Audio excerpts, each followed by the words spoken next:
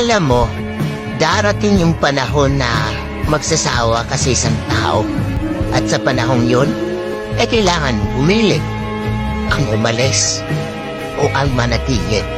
Pero gusto ko lang sabihin sa'yo na maraming relasyon na nagtatagal hindi dahil sa masaya lang sila palagi, hindi dahil sa wala silang problema, at hindi dahil sa mahal lang nila yung isa't isa araw-araw.